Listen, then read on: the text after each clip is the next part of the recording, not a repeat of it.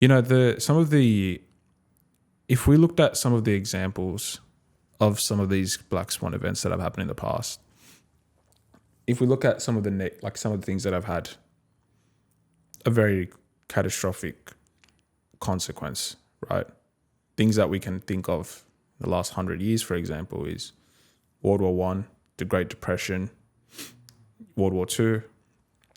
I wouldn't really say the Cold War, but it could have led to something, which was a consequence of World War Two. 9/11 changed the world. The 2008 financial crisis, and COVID, right? But then there's also another three things here that was super unpredictable. Now, were other people, were the governments or anyone else involved knowing that this would come in place? Probably not. Maybe they did, who knows? But the internet, the computer, and I think the laser were all created not based on prediction, but it just happened. Right. And the way it's risen, and there's pros and cons to that. And that's why I don't really put it as a negative consequence of those events. But there's also, from these Black Swan events, we've had, I wouldn't say positivity is the right way to say it. We've had things that we're able to put it to use in a better way. I would say growth, transformation in that sense. Correct. And I think those events really shaped. If we were to look at each event, for example, right? Like World War One, I don't think the world ever had a concept that all countries would go to war with each other. No, it was never a thing. It was never a thing. Thousands of years ago. We've had conflicts between two countries, conflicts between two political parties. We've had civilizations go and conquer different parts of the world. Colonization, yes. But if we look at as a whole, a day where every single or major players in the country are fighting each other was something that was never seen before, right? And so, in hindsight, I love saying this word, in hindsight, people would say, oh yeah, I mean, if we look at history books right now, World War One, you've got two sort of blocks of powers that are sort of separated, each flexing their muscle, each sort of showing their dominance in the world, trying to show their dominance in the world. And then it takes for an archduke to be assassinated by a Serbian. That leads to I think that was probably the catalyst that changed the world, because it really said all countries are capable of going to war. What are your thoughts? Yeah, it's despite there's been alliances and treaties to prevent that from happening. It's just it takes someone who's got a lot of power, who holds a lot of influence, who's a symbol, right? A representative of that entire entity, of those relationships. One little catalyst, and then it just ends up becoming global. It's just scary to think about it that way, actually, if you view it. I think and this is what led to World War II, right? Because World War II, if we look at World War II, now again, hindsight, people look at it and go, we had all the signs in front of us that could lead to World War II. No one saw it coming. But you've got to look at it in a way that people had just come out of World War One. I think a lot of people, the world was fatigued. There's also the Great Depression before that as well. Yeah, there was. So, yeah. So, World War One. I'll explain what the concept of World War Two. World War One, there's a lot of factors that led up to it, right? The Great Depression was one, but then the Treaty of Versailles, for example, crippled the German economy. The Great Depression comes in, ruins the entire world, but specifically Germany is hard hit.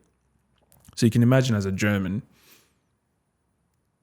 you've been impacted by World War One as well, right? The World War One wasn't just Germany versus it was sort of Germany, Austria, Hungary versus everyone else, but it was also Germany was attacked just as much, but Germany had to pay reparations for the damages they did, but no one really paid Germany. Okay, different story.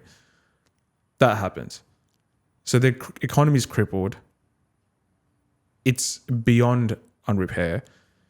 Then you've got a guy that comes in who's charismatic in his leadership and promises to change the German economy around. Now, a lot of people would say, oh, I would never vote for Hitler. I would have never voted for him. True. Now you know the sort of person he is, you wouldn't. But if you're an 18-year-old, 1931 in Germany, seeing the absolute show in your country of how bad it is, you want someone that's going to come in and promise you that things are going to change. And that's what happened. And that's how Hitler rises to power, because he promises change and he sort of delivered on the change. Was he wants to change the economy around, make it better. He did, but at the cost of the conquest of the Aryan race wanting to be superior. And so I'm not saying that what he did was right. What he did was absolutely horrible, but we need to understand what actually led to him being in a position to start World War II. And then he comes into power, consolidates his power, and, in 1933, and people, this is 1933, World War I starts in 1939. In that 6 years, he had the support of the German people. He starts flexing his muscles a bit. He starts the Treaty of Versailles that was imposed in Germany. He sort of disregards it. He starts building his army back up, screws the reparation payments, and starts invading other countries. Now, if you see an invasion now of a country, you would think that, all right, this isn't good. He was able to invade, I think, 2 countries. And at that time, like Naval Chamberlain, who was the British Prime Minister, and the French Prime Minister, they flew down and said, hey, we have a policy of appeasement.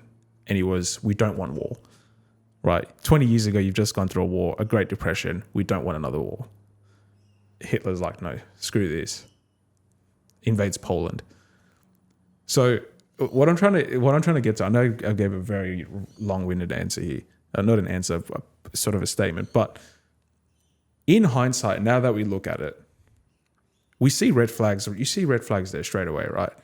But you don't actually understand it when you're in that point in time.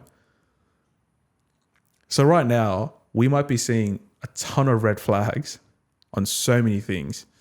And maybe we're not prepared for it. We're not prepared for it, or we don't see it that way. We have a very different perspective to it. It's sort of the argument that, and Jordan Peterson says this so well. People say, I would have never snitched in my neighbor in Nazi Germany. So if I was a German, and at that time they were persecuting Jews, and they were saying, if you have a Jewish neighbor, you need to snitch. People were like, oh, I would never snitch on my neighbor. I would never do that. What happened during COVID? What happened during COVID? People were quick to call you out. People were quick, right? So you've got a reference point to go, hey, maybe we shouldn't ostracize people and not persecute them. But then all of a sudden during COVID, for the matter of safety, you're quick to get people into trouble. There's a ton of people like that. Do you know what I mean? Yeah. And I'm not saying that safety during COVID was not a priority. It definitely was a priority. My point is people that were excessively trying to get people. It's a big difference. Yeah, that's a very interesting perspective, yeah. Because I guess when you look at it in that context, when times are really rough, especially after World War I, Great Depression, all those things, people become desperate. Yep. Especially. And it's just even people will be willing to compromise ethics and morals in that situation. And I guess a thought experiment is, say you're just on the say you're a family and you are poor and you need food to survive, right? None of you make income. But if you don't get bread on the table, you guys aren't going to survive long. So you're going to do everything you can to get that bread, regardless if it requires you to steal, regardless whether it makes you break your morals and ethics for that time to just survive. And I'm not saying it's a good thing to do that. I'm just trying to say that when you put yourself in that frame where you're in a very, very destroyed state, there are people that are going to be born who are going to basically come in power that are going to do things that aren't going to be ethical and moral for the sake of basically being able to survive and protect in that regard for themselves. And yeah, You summed it up perfectly. It was you're right. It was desperation at that point in time. Desperation to survive, you know? And I think if we look at those three events, World War One, World War Two, Great Depression, it was all about survival. yeah, people like in Great Depression, people would just like Sending their own kids. break into stores, would do whatever. Like if there's a global collapse, people would do anything to just survive. At that point, like ethics and morals just gone out the window. And they were selling their own kids. Yeah, it's There were sad people to that were think selling their own kids. I mean, yeah. I mean, hindsight, yeah, sad and shouldn't have done that. But what do you do? Not the right way to approach it. Nowadays, you wouldn't sell your child, but we do see in certain parts of the world where child bride is a problem because parents can't afford to survive, and so what they do is they marry the daughter off as a child. You know, like it's insane. It still happens though. Yeah, in some cultures, In some cultures, some countries, it does happen. Doesn't make it right. especially when I think the poverty is like very high. Yeah. You see like a lot of correlation with that. There is a correlation between that. You're right. There's poverty and a catastrophic events like a humanitarian crisis. That's when People become desperate to do anything. and child. It's a sad. I mean, we don't even think of it. That's the sad part. I think is. I mean, we're talking about it right now, but how often do we sit and talk about it or think about it? It's because we're in positions of privilege. To be Exactly. honest. Exactly right. That's the truth. But it makes you realize like how important then it is to actually identify Black Swan events, or not even identify, but also always think that things can go wrong. Like plans can always go wrong, and it's just if you have your first plan is 100% going to go wrong all the time. Like whenever people come with plans and stuff, I'm like, in my mindset, I'm not trying to be a pessimist, but I'm just like, it's not going to go 100%. There's things that you're a human. There's things that you're not going to be able to see that are going to happen. And I think it's just being able to be in the frame of adapting and prepared for when it does happen. Not to the point where, because you want to be prepared, because then otherwise you're gonna have to go through desperation where you're gonna break your ethics and morals just to survive. Whereas if you just prepared beforehand as much as you can, then you're not gonna have choices where you break your ethics and morals. I feel. And I think the Western cultures and societies are in a position to be prepared. You know, like war-torn countries where people aren't in positions of privilege are not in a position to be prepared, right? We are. But you know, I think if we just touched on some of the examples of these Black Swan events, I'd like to really talk on the butterfly effect and second, third, fourth, fifth order consequences. Because I think it goes hand in hand with a lot of what's happened. You know, I think wild take, but World War One was the catalyst for nuclear weapons to be created. Right? And this is going to sound ridiculous, but I'm going to say it. And not in a bad way, but what I'm trying to say is World War One happens, Germany lose, Treaty of Versailles allows German people become desperate, vote in Hitler. Hitler comes in, invades all of Europe. Italy, Japan are Axis powers, allies are ready, you know, big war. If that doesn't happen, the Germans aren't rushing to create a nuclear bomb because Hitler saw nuclear science as Jewish science, which is nuts. Like that could have, it's scary to think what the Germans would have done with a nuclear bomb. But they had some great scientists at that time that really could have progressed the build of that of the nuclear bomb, and I think thankfully they didn't get their hands on it. But okay, I think I've said this before. Like World War II started on horsebacks. Like the French were fighting on horsebacks, and it ends with nuclear fission, right? And so, if all of that doesn't happen, and the Great Depression doesn't happen, we don't have nuclear weapons. Now, the creation of nuclear weapons, I don't think I struggle to understand this. I don't think people actually understand how dangerous it is for countries to have nuclear weapons. And now we've got wars, and we're in situations where those bombs can be detonated at any point.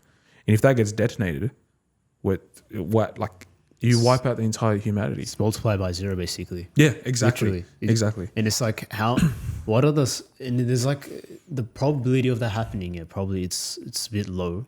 But at the same time, there's so many little things that can happen that can just trigger it. Exactly. I mean, who saw COVID coming? Yeah, no one. Zero. Like 2020, a pandemic, a flu, like a virus, To the point that it makes everyone stay in their homes. Yeah. No one would have ever thought that. I wouldn't have ever thought of that, And it didn't just like change us, like how it didn't just change, I guess, how we interact, right? But it's also like it changes the businesses. Like just imagine businesses that rely on physical stores now have to completely digitize the entire process. And it just wiped, I think it had a huge effect on businesses. Like a lot of them couldn't sustain it because their business model was based upon like physical interaction. And it changed. I think, it says that 94% of Fortune 1000 companies experience supply chain disruptions. And 75% of companies reported negatively impacting their business and a significant revenue loss, and apparently like 3.5% GDP contraction, which is quite significant in that short period of time. And 25 to 30% businesses closed, like small businesses. So completely changed, like from a business economical perspective as well. and it changed society as well. Yeah, So if we look at like social anxiety has gone up significantly, anxiety levels have gone up, depression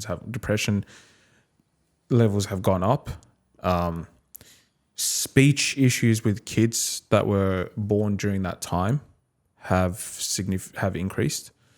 Kids that are experiencing social disruptions has increased. I was speaking to a friend, and she mentioned that there were kids, unfortunately during that time of the pandemic, the kids that were going into year 7 had the reading level of a child in year 4, year 3. And I think you sometimes see it in people's grammar and punctuation as well. Yeah, I can definitely tell. Like the spelling, especially. Yeah, spelling. But just sometimes what they're trying to contextually tell you, but it tells you like all of that. And those are like second and third order consequences, right? But what are the consequences of that in the next 20 years? Yeah, it's like communication issues. Big time. Which the communication communication is dependent on everything. That's a lot of good relationships and everything is dependent on good communication. So if you have bad communication or like lack of interpersonal skills, especially in the next 20 years when AI is going to handle a lot of technical things, then yeah, it's going to create a huge gap. Do you see our language ever going extinct? Man, that's a very... do you see the rise of a new language? And this isn't 50, this is hundreds of years ahead. But do you who knows? Maybe AI might create their own language actually. But AI rising, might be what the Egyptians spoke. Maybe because during the Pharaoh era in the pyramids. Because there was actually something where on Facebook that had AI chatbots, two AI chatbots, they're talking to each other, and they created a language that no one can understand. Are you they serious? shut down the language. Yeah, they shut down the AI bots. Yeah. Wait, what? Yeah, that's what happened. It's crazy. And actually, when you watch videos of AI interacting with each other, it's a bit weird and creepy how they talk. But that was It's like AI chatbots. What makes it creepy? Like, I mean, I'm not sure. Don't give me an example. Like, is it just the fact that they're just, it's like they're in their own little bubble planning something? It's or like when they talk about humanity in that sense.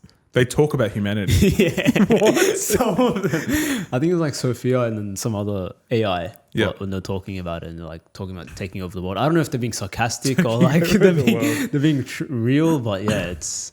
But to be honest, you know what's crazy is that we're just at the first level of AI, which is narrow AI, right? There's two other planes. I think we're decades away from general AI, where it's like it's got human intelligence, and then there's this the part where it surpasses human ability. That's super intelligence. I don't think that's only until hundreds of thousands of years later.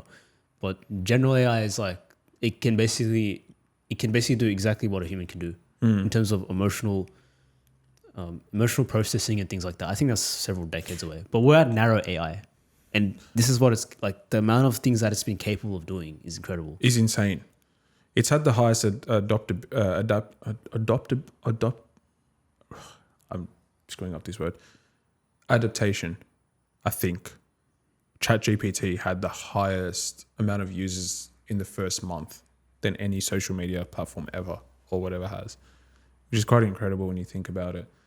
Do you think AI has come from a Black Swan event?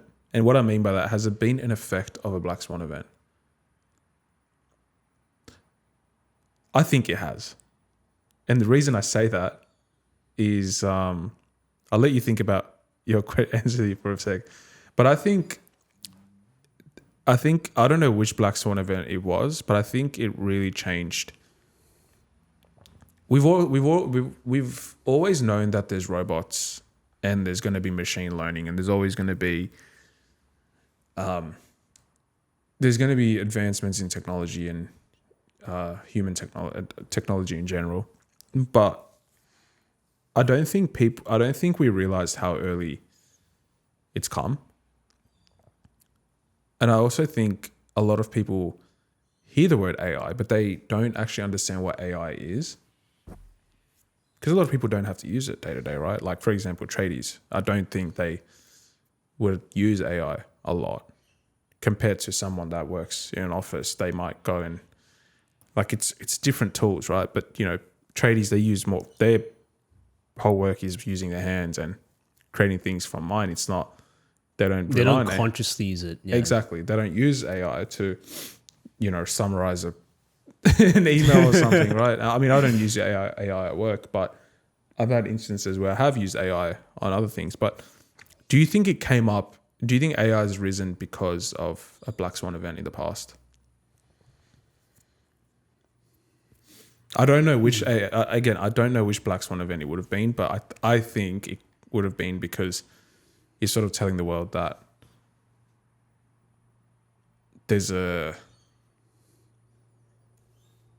we need to advance our reliance away from human beings and more towards machines. Yeah, because sorry, I was like typing because I was just remembering something whilst you were saying that, and I think because I was thinking about the person who came up with the idea of programming, and I don't know if you've watched a movie called Imitation Game. I haven't seen it. So I'm just gonna bring up a bit of like a synopsis of it, of the Imitation Game, because I think that will give a better picture of like AI and just tech in general, because that is where I would say he basically came up. He basically he was the father of programming. So his name is like Alan Turing, and during World War II, he basically helped Germans. He basically tried to crack the German Enigma code. And the way he did it was with having mathematicians. They had mathematicians to be able to crack the code that the Germans were using, basically. And he also, I think he was able to actually save millions of people's lives by being able to crack those codes and being able to intervene before it becoming catastrophic. And then I think he wrote a few books about programming. And then that's where like the idea of programming. And I think ever since that World War II situation, other than all the nuclear weapons and all those things, we've had significant technological growth. Like there's been the idea, like invention of computers, and then after that came the computers started to become more modularized. Then we had like chips and all these other things. Then we have now like phones and everything. But behind all those cool hardware is like software, right? And that requires programming. And Alan Turing, I would say, was like the father of programming. And that happened, to answer your question, from World War II. Like World War II aligned all these mathematicians, like all these smart geniuses together to be able to crack code. They saved actually millions of people's lives by being able to crack the code. And then that led to programming and technological infrastructure that we have today that we're benefiting off. Even warfare technology as well is insane. Like the Germans created like a concept of fighter jets, and that then other countries have taken inspiration from that. And now we've got the most advanced fighter jets that just it's scary when you think about it. That those are guys going out there on war. Like you sort of feel safe at times because if you're at war, you'd want that sort of plane safe protecting you. But at the same time, it's scary. But yeah, I think that's interesting. So yeah. Yeah, I'm not sure if you ever heard about that. Like they cracked like the code. No, the Enigma. This is the first. I think I might have heard of it in the past, but this is the first time hearing of it. Yeah, because they had like Enigma messages, and they would try and decipher that, so then they could save and prevent like significant Future attacks and predict and be able to like intervene. Yeah, so you should watch that movie. Actually, it's a pretty good movie. Imitation Game. Yeah. So to answer my question, yes, it is there. I would say but then it's AI. So yeah, I would say technological infrastructure and everything, I think, grew significantly from Black Swan events. Yep. But with AI, I'm not even like I would have to look more into like what the origins of AI really was. But I feel like it was from that time where programming started, and then they used his model and his way of thinking to then, which we're experiencing now, like then AI probably in the 2000s or something started popularizing. But yeah, I'd have to actually, to be honest, I'd have to actually look more into how AI like got popularized, whether it was a Black Swan event. But I think Black Swan events ultimately lead to, as much of a negative they are, they really lead to growth and transformation because it forces us to just improve, to do better. And yeah, there's a lot of hindsight, as you said, where we could have prevented these things from happening, and that is true. But you can't really control behavior. There's always going to be someone who's born on the wrong, like just in the worst case scenarios and conditions, and has a complete different view of the world and everything, and are desperate, right? But what you can get out of Black Swan events is like it forces you to grow. It forces you to change. It forces you to actually go through a process of transformation. And I think we've looked at like those events, and it's sort of hard for people to relate on that. Even if we go off like our own life, right? A lot of us have experience, I would say, like probably small types of Black Swan events. And one can be like when you have accidents or when you have injuries that, you break your feet or you break your arm or your finger. Now it's like you have to adapt in that situation. Or like even when you go through surgery, you're out for like 2-3 months until you recover. That's something you wouldn't probably ever have predicted, that you had to take surgery, but you just had to do it. Now it's like all of the plans that you had, that you think, you want to get this job or you want to go out to travel somewhere, is out the window now. So you have to adapt in that scenario and situation. And yeah, I think, and if you actually look in hindsight, all those events that were like collapses or like your lows or your bottoms in life were the moments where you had the most transformation and growth after that. And it's almost like you actually had to go through that. As much as you don't deserve it, you had to go through that to really actually grow out of the comfort and like the bubble and just transform for the good, which will be realized much later down the line in hindsight. I think it is a necessary part of life. As bad as it sounds, it's you sort of need chaos at times.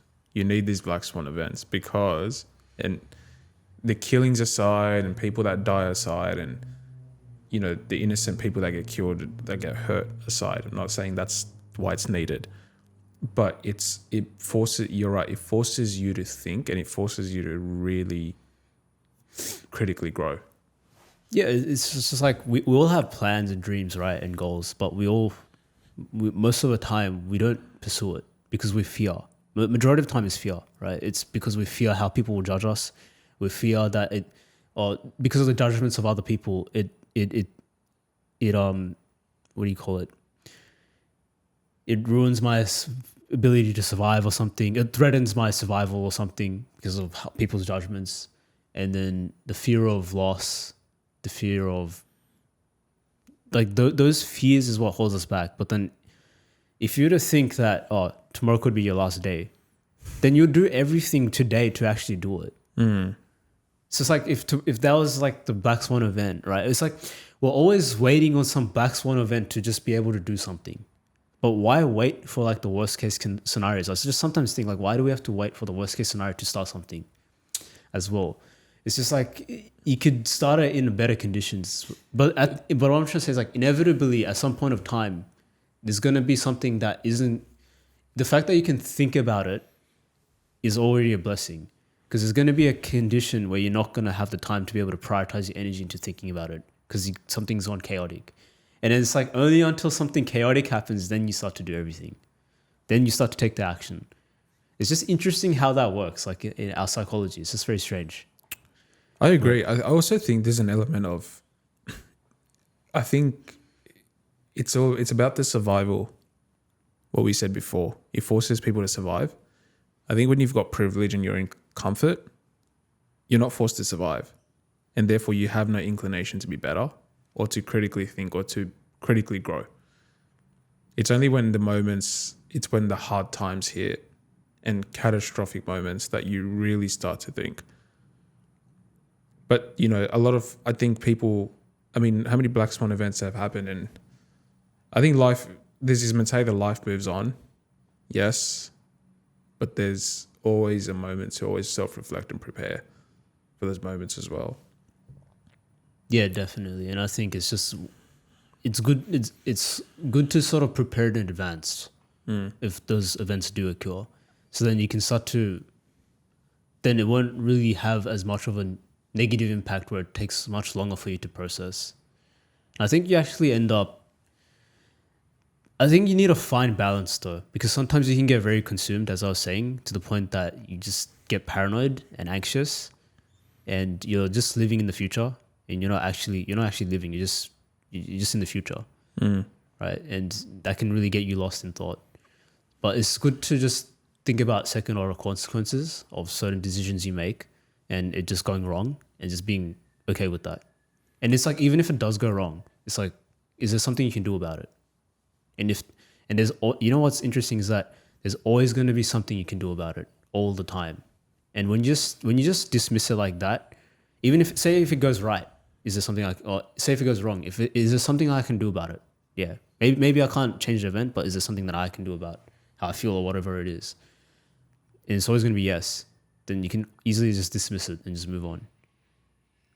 I think just when you do have that sort of frame or that mindset, I think it just makes it easier for you to just not get too lost in the future, but you are prepared to the point that if things do go chaotic, you'll survive and you'll be at peace, and also living in the present as well, not getting lost in the future.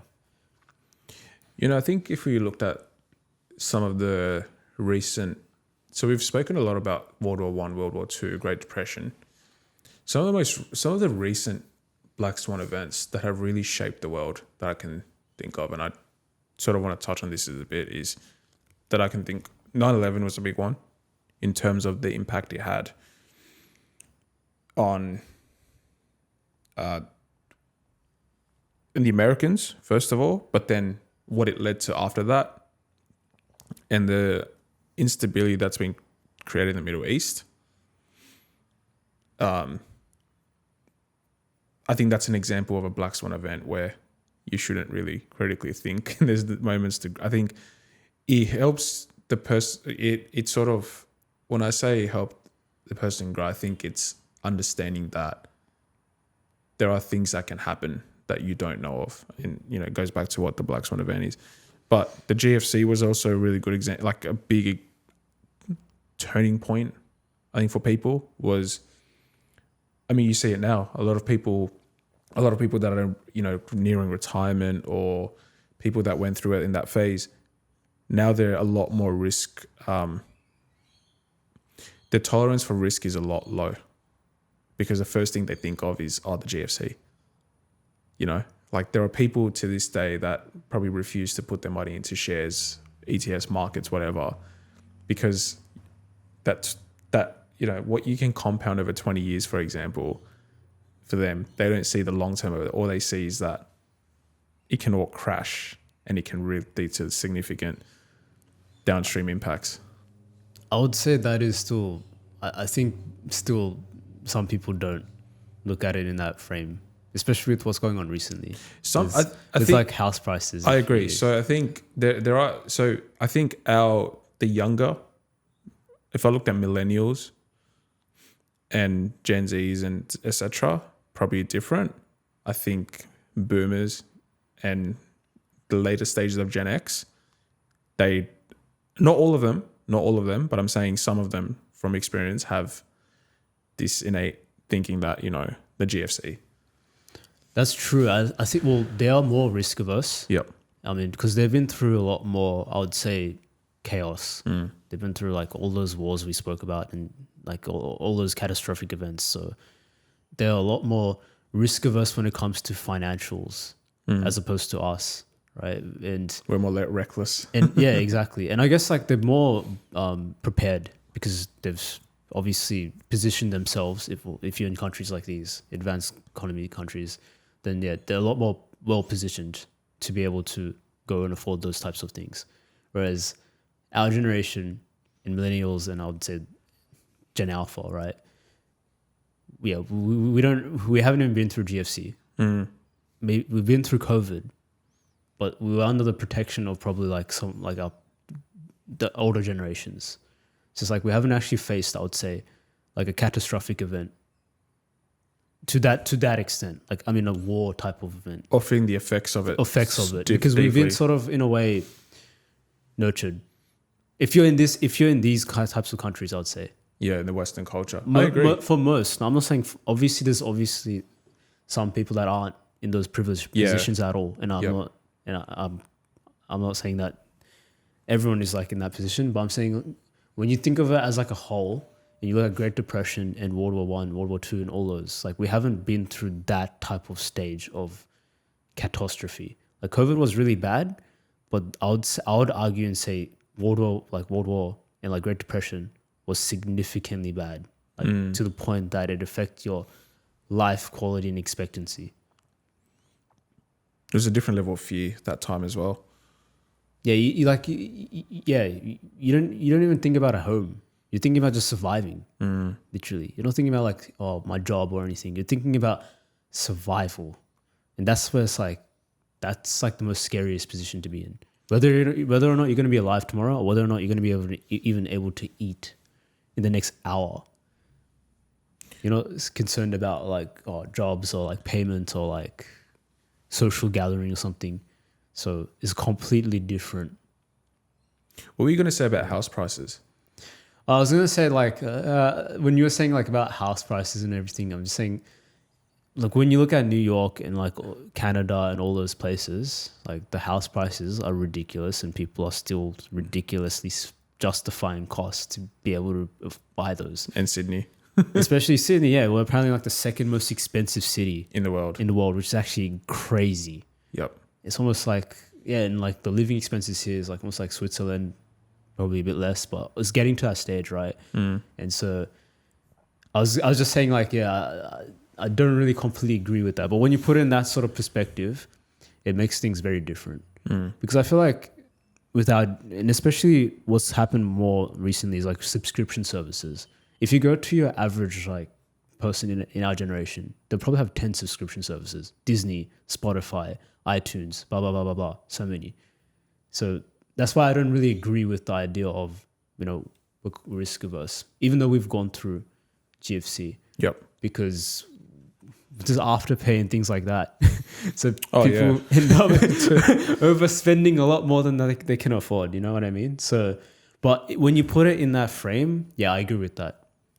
But it's interesting that you say that because, like, for example, our parents to come in this country with English as their second language and having barely any money, that's a big risk. But that's like a risk that's so different. Like, but when it comes to their kids, or when it comes to money, they're completely risk averse. So it's very funny when you think about it, because I can't think of myself having a kid and going to a completely new country where I don't have any strength, understand the language, and have no money. I can't really think of myself doing that. But they were able to do that. So it's just interesting when you look at risk and how much, like when you look at risk and what people are the differences in the generations of what risks they're willing to take.